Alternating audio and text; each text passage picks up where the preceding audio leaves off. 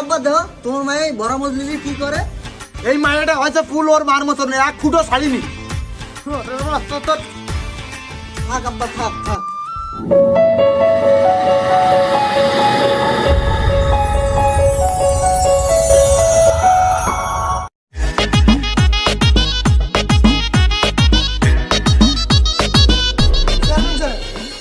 সবই তো আপনি শুনেছেন, তারপরেও মুতারের মুখ থেকে একটু না শুনলে তো হয় না, তাই না? হ্যাঁ তা তো। তা বাবা তুমি কও, তোমার কাছ থেকে শুনি, তোমার মুখের থেকে শুনি, কও সত্যি কথা। কি কব চেয়ারম্যান সাহেব, এই লজ্জার কথা সবই তো মেম্বার সাহেবরে কইছি, এই লজ্জায় আমি মুখ দেখাতে পারতেছি না।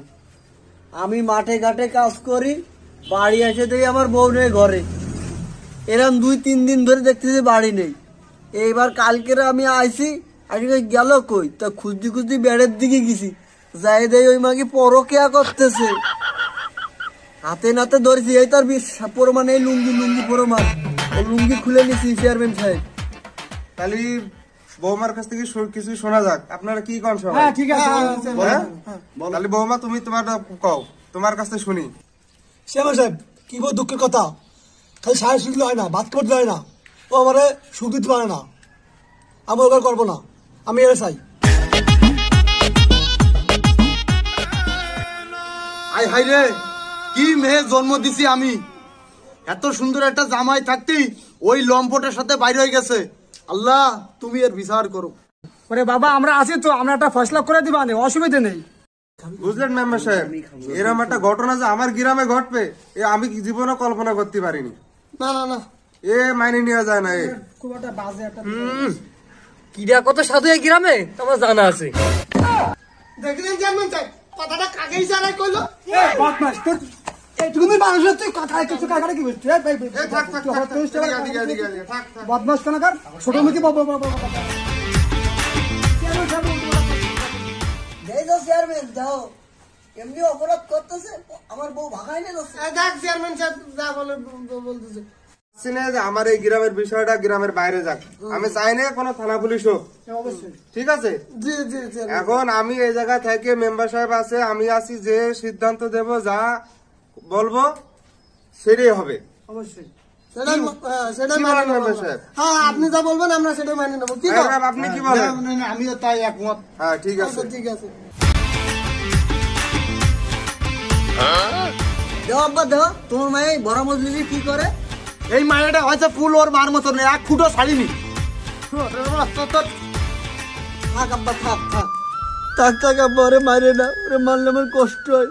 দেখো দেখো মেম্বার সাহেব, ছেলেটা বৌমার কতটা ভালোবাসে, আর তুমি বৌমা এই কাজটা কি করে করতে পারলে দাও দিন? নির্লজ্জের মতো এই কাজটা করেছে, বদমাশ মেয়ে। চেয়ারম্যান সাহেব, মায়া দিয়ে জগৎ চলে না, সংসার করতে গেলেই আর কিছু লাগে, কিন্তু মাথা হতে পারে না। আরে আল্লাহ, এই কথা শুনতে হবে। এই তুই আজকে তো খাবার খাবি। আমি পারি না আর পারি না। চেয়ারম্যান সাহেব, ও হারবাল খাগা জাগাক, আমি ওর চাইনি, আমি ভালোবাসি, আমি এর চাই। দেখো তিনি মেম্বার সাহেব, আমি এই সমস্যা আমি কি দিয়ে সমাধান করবো? রে ফ্রি খাতে এসে পুরো ফাঁসিয়ে গেলাম। মেম্বার সাহেব যে কি করতেছে। চেয়ারম্যান সাহেব, ছেলেটা তো কিছু দিছিল আমারে, বুঝছেন, আর মায়ের বাপও 1000 দিছে আমারে। এখন আপনি ওই মায়েরারে জামার হাতে তুলে দেন, বুঝছেন? আচ্ছা ঠিক আছে, শোনো, আমি চাইলে এই কথা নিয়ে গভীরে যাতে, ঠিক আছে? তো আমি যা করবো সেটাই হবে। বৌমা, সংসার ধর্ম আছে, তুমি তোমার স্বামীর সাথে সংসার করো, ঠিক আছে? আর এই ছেলে, তোমার নামে যেন আমার কাছে নেক্সট টাইম যেন কোনো রিপোর্ট না আসে।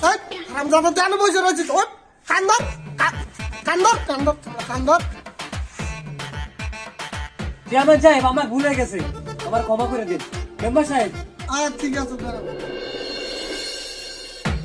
তাহলে চলো বৌমা, আসো।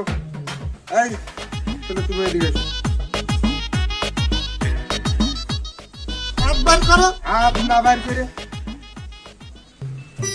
ঠিক আছে?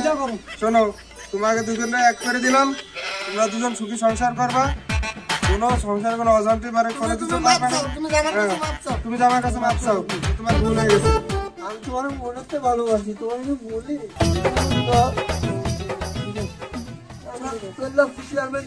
আচ্ছা ঠিক আছে, চলো যাও, তোমরা বাসায় যাও। চলেন, আপনার সাথে আমার কথা আছে। তো চেয়ারম্যান দেখ, বিষয়টা আমার খুব ভালো লাগলো। ঠিক আছে। ঠিক আছে মেম্বার সাহেব, আমার ভালো লাগলো। তো পক্ষে হ্যাঁ, ঠিক আছে।